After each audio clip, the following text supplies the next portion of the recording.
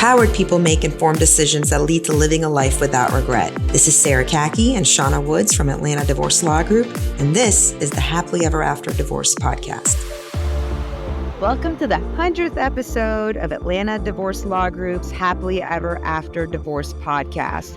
I'm attorney Sara Khaki with Atlanta Divorce Law Group. I'm joined by our very own managing partner, Shawna Woods. And today for our 100th episode, we have a special treat where we're joined by our very own producer, Tara. Shawna, Tara, welcome to our 100th episode. So exciting.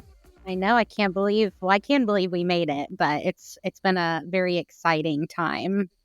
It has been, because this podcast has been a brainchild of both of yours from years ago. Is something that was in both of your wish list of something we would do together as a team. And it's incredible of having a thought, having an idea, and then actually watching it manifest, and then there to actually dream of something that has impacted other people. I'm so proud to be a part of it, because we hear clients all the time tell us that this is what they turn to when they're going through these big life changes. Some of our clients have been listening to our podcast for months, if not years, before they even engage us. And personally, I love the fact that we have something that gives people a piece of our vision and our perspective on family, on relationships, and on just self-awareness. Whether people want to engage with us or not, we get to have a broader impact in people's lives. But today, for the 100th episode, I wanted us to reflect back on, for each of you individually, what has this podcast, what part of you has it helped self-express? What vision has it manifested? And, what are your, what have you gained from having these conversations? And Tara, for you, producing these conversations. Shawna, why don't you go first? What has the journey of creating these 100 episodes been for you like? I was thinking about this as we were talking about what we want to do for the 100th episode. And it has been such an incredible journey. It's been such a neat journey, and it's been such a wonderful experience. One of the first things that we did was invite a then paralegal onto one of the very first podcasts, AJ. Mm-hmm. And if you're still listening, AJ, we miss you and we love you. Mm-hmm. And AJ had or has a degree in psychology. And I think that episode was a little bit of a turning point for me, when I really saw that obviously we're not holding ourselves out as psychologists, because we're not, but the transformative nature of talking through the emotions of the different aspects of the divorce, the custody, the life, what comes to be. I think it really has provided a wonderful vehicle, not only for our clients to get to know us and who we are and what we're about, but it's also made me a better attorney. Mm. And I think when I listen to people come in and tell me, this is what I appreciated about this episode, or thank you for talking about this particular subject matter that really touched me, or some of them come in and say, I've listened to all of them. Right.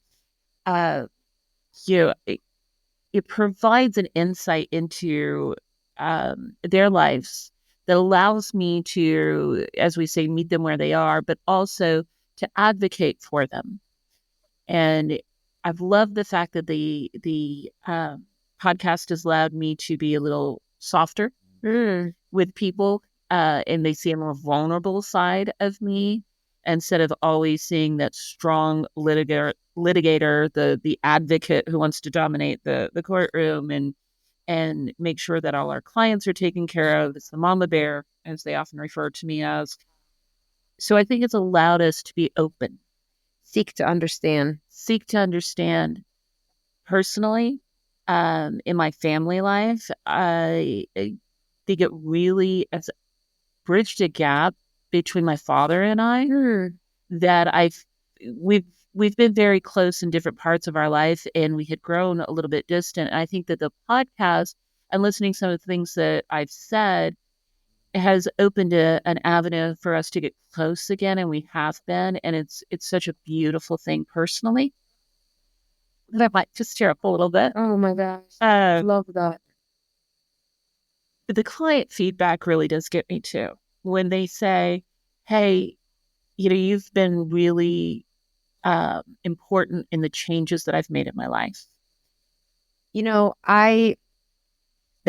of the things that you just made me think of this, the podcast has done for me is a lot of times when I'm coming to make a decision or make a choice or show up a certain way, I think to myself, what have I preached at the podcast? What standard have I set for myself up in the podcast? Because, the podcast has been a stage for us to express ourselves, express our values, express our deeper part of ourselves and what we wish for our life.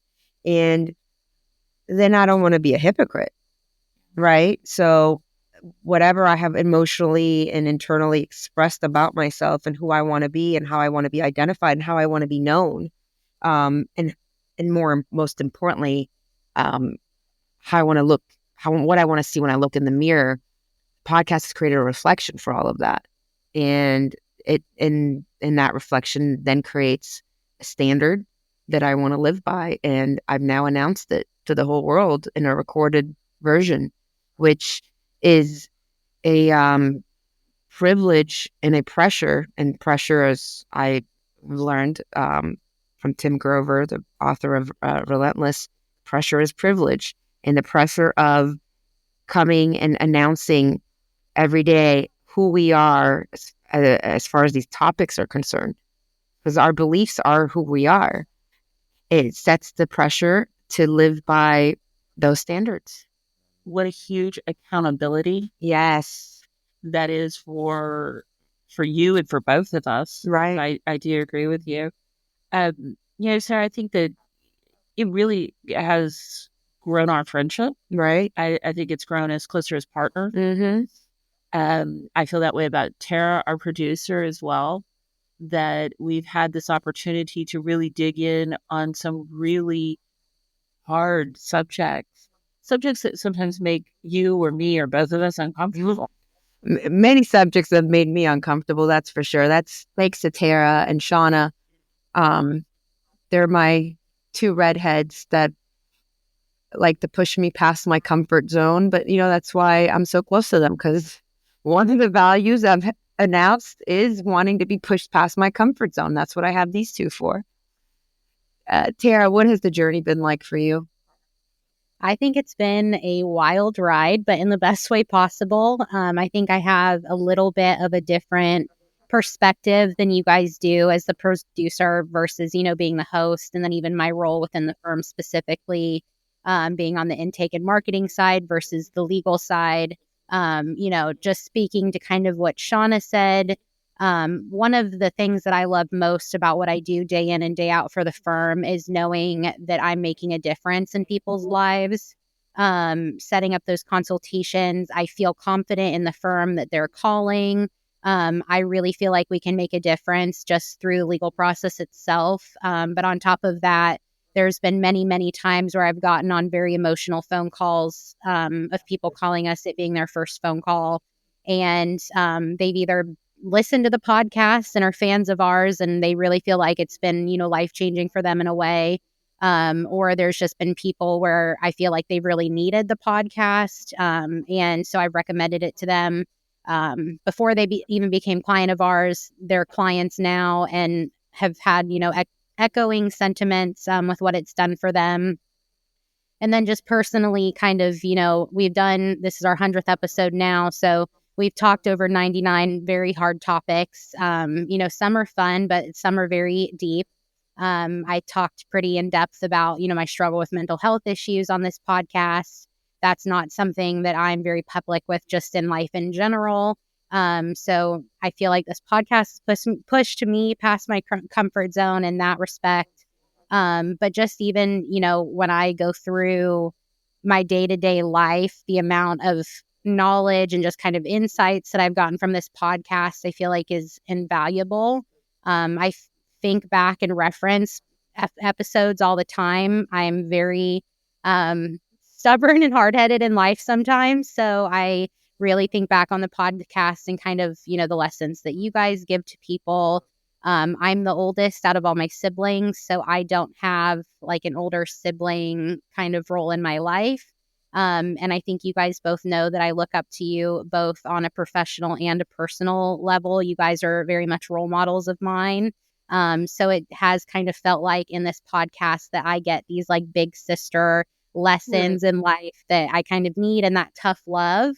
But that's, how I do best. And I love you guys for that just on a personal level, but I really, really enjoy what we're doing for people, not even just our clients. I feel like that this is really a testament for how much we want to improve people's lives in Georgia, in the legal process, but just all over. And it's not a divorce podcast.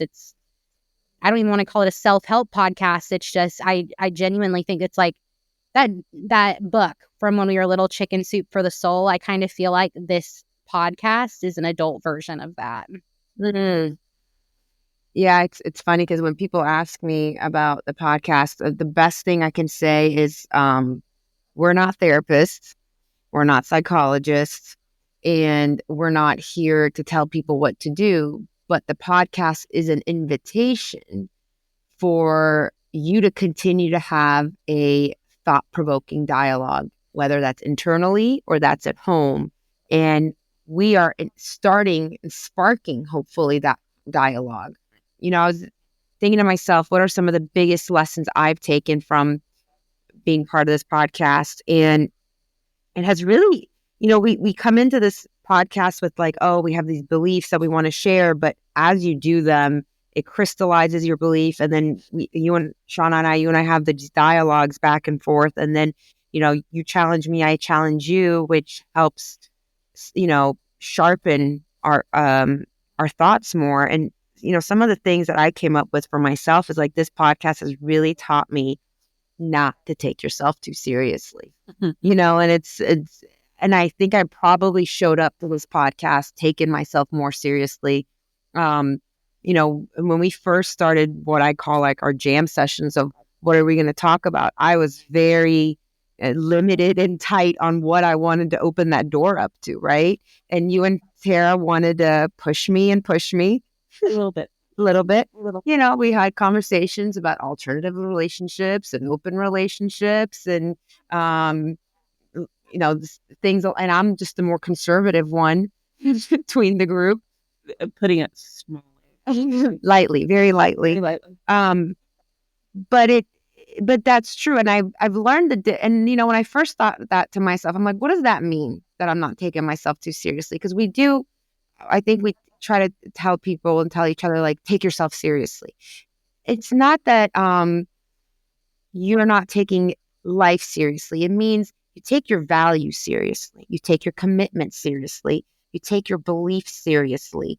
You take your goals and your vision seriously. But you don't take your own ego so seriously that you're afraid to open up about your own weaknesses. You're afraid to be seen. You're afraid to have an opinion and be wrong.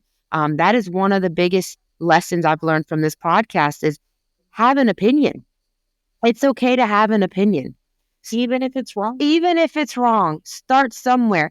It's one thing to have an opinion and not be open to have that opinion challenged and learn something different, but it's okay to have an opinion.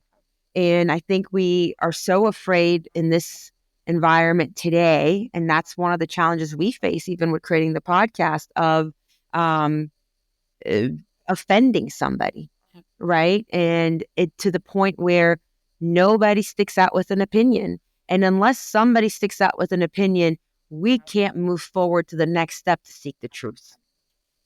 When we talk about, I love that you brought that up, because one of the things that I always thought that was important in higher education was hearing someone else's opinion that could be completely antithesis to yours, but also sometimes there's just bizarre opinions like, I never thought of it that way. Right. And you can explore the idea in your head, and you can take part of the opinion and develop your own thought process and move beyond it. I love the fact that you're saying you are not now taking yourself so seriously. Sarah is a very serious woman, and I love her dearly. Um, I maybe go to the other extreme where sometimes I jokingly say I'm always surprised just as much as everyone else about what comes out of my mouth. Yes, we often are. We often are. Um, but I do love the fact that this gives us, or at least for me, who I'm very quick to go to the joke or the quick wit Mm-hmm. and make light of a situation because that's my comfort zone. Mm. Where here, I think allowing myself to be vulnerable Yeah. and open up and talk about these honestly Mm-hmm. has been such a beautiful thing for me, and I hope it's a gift that we give to other people to say if we can do it, Right. Lead by example. if we can lead by example, then hopefully wherever you're listening, in whatever stage of life that you're in, that we can either bring some laughter and joy or some deep thought, right? Something productive. Our vision for this podcast when we first started was to help people empower themselves to have thought-provoking conversations that would help them gain clarity. And like everything else in life, did that for ourselves, right? It helped. These conversations helped us empower us, and it is an invitation for other people to empower themselves, because that's one of our core values, is that you empower you. I can provide the tools for you to empower you, but I can't empower you. I don't think actually in the definition of the word that's even possible. But for the future, guys, what is your vision for the future of this podcast?